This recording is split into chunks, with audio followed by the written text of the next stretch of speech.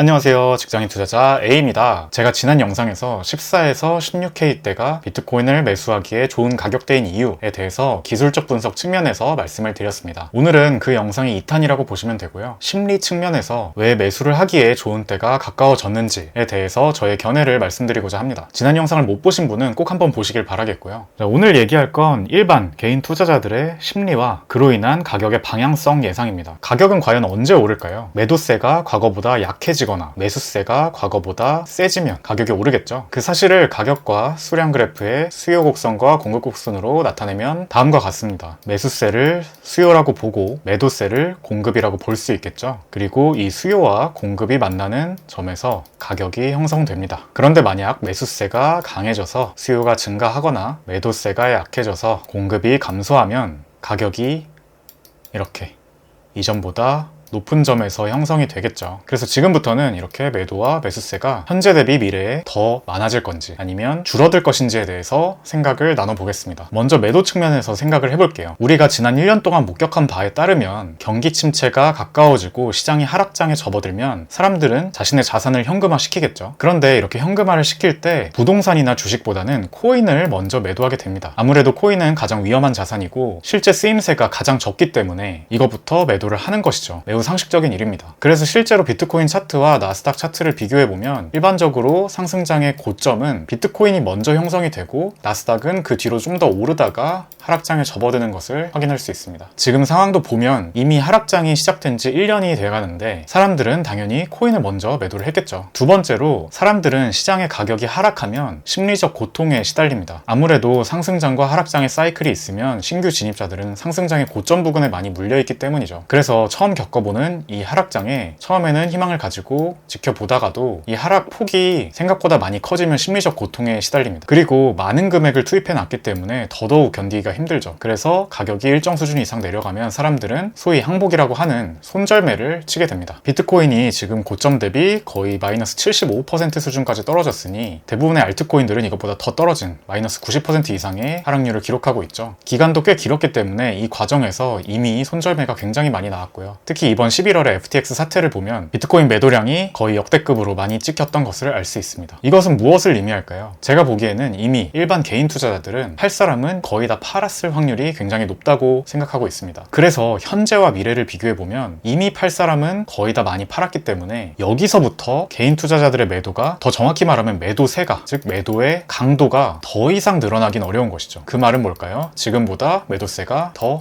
약해질 확률이 높다라고 볼 수 있는 거고요. 두 번째로 매수세 측면에서 보겠습니다. 지금 시장 상황을 보면 사고 싶은 사람도 없고 살 수 있는 사람도 적습니다. 사고 싶은 사람이 없는 이유는 이미 긴 하락장을 몸으로 막고 있기 때문이고요. 이 과정에서 루나나 FTX 사태 같은 악재가 계속해서 터지고 있고 게다가 내년에 경기 침체가 거의 확실시 되기 때문에 이러한 경기 침체 우려도 한몫을 하고 있습니다. 그래서 지금 사람들한테 비트코인 살 거냐고 물어보면 사겠다는 사람이 잘 없죠. 두 번째는 사고 싶어도 살 수 있는 사람이 별로 없습니다. 이미 대부분의 자산이 물려있거나 하락장에서 손실을 크게 쳤기 때문에 시드가 감소해 있어서 이렇게 하락을 한번 크게 맛본 뒤에는 저점에서 쉽게 심리적으로 살 수가 없습니다. 그것은 무엇을 의미할까요? 개인 투자자의 매수 심리는 지금 거의 최저점에 가깝다는 것입니다. 사고 싶은 사람도 없고 살 수 있는 사람도 없다면 여기서 매수세가 더 약해지긴 어렵겠죠. 그 말은 역설적으로 앞으로 지금보다는 늘어날 일밖에 없다는 겁니다. 그래서 심리적인 관점에서 지금은 가격이 더 떨어질 확률보다는 상대적으로 오를 확률이 더 높다고 저는 생각합니다. 하고 있습니다. 물론 여전히 매도 압력은 존재하긴 합니다. 아직 FTX 사태로 인해서 연쇄 파산이 끝났는지 또 그로 인해서 매도세가 다 나온 건지 조금 더 기다려봐야 할 거고요. 지금 비트코인 가격이 많이 하락하면서 채굴자가 적자를 보는 상황이 길어지고 있기 때문에 이러한 채산성 감소로 당장 있는 비트코인들을 매도하는 움직임이 이미 보이고 있습니다. 그리고 경기 침체 및 주식시장의 하락으로 비트코인 시장도 영향을 받을 수 있겠죠. 그런데 역사적으로 앞에 두 가지 요인은 비트코인 역사상 저점의 신호인 경우가 많았습니다. 모든 자산 시장에서도 마찬가지고요. 부채가 심했던 기업들이 파산을 하고 시장에서 정리가 되며 또 생산자들이 적자를 보는 기간이 길어지면 생산량을 줄이죠. 그러면서 가격에 상방 압력으로 오히려 작용을 했습니다. 원자재 시장을 보면 쉽게 알 수 있겠죠. 개인적으로 이러한 주식시장의 하락세가 앞으로 한 방 정도 더 남았을 수 있겠다, 몇 개월 정도 더 갈 수 있겠다 싶기는 한데 2012년부터 비트코인 차트를 보면 나스닥보다 짧게는 일주일에서 길게는 6개월 정도 고점과 저점이 선행하는 모습을 볼 수 있었습니다. 아까 제가 사람들이 현금화를 위해서 영상에서 코인을 먼저 매도한다고 말씀드렸죠. 그러면서 고점이 먼저 형성되는 거고요. 반대로 저점일 때도 코인 시장 같은 경우엔 시총이 낮고 사이클의 속도가 빠르기 때문에 상대적으로 시장이 먼저 회복할 수 있겠죠. 결론적으로 저는 비트코인의 저점이 이미 거의 나왔거나 아니면 한 차례 정도 하락이 나오고 저점이 나올 것 같다라는 생각입니다. 제가 가장 신뢰하는 차트 분석은 초반에 말씀드렸던 영상에서 굉장히 자세하게 8가지 근거를 들어서 말씀을 드렸으니까 그 영상과 오늘의 영상을 함께 참조하시면 좋을 것 같습니다. 사실 지금 차트와 심리 외에도 온체인 데이터 측면에서도 저점의 신호가 계속해서 나오고 있는데요. 이 부분도 다음 영상이나 또는 추후 영상에서 다뤄보도록 하겠습니다. 오늘도 영상 끝까지 시청해주셔서 감사하고요. 저는 다음 영상에서 더 좋은 내용으로 찾아뵙겠습니다. 지금까지 직장인 투자자 A였습니다.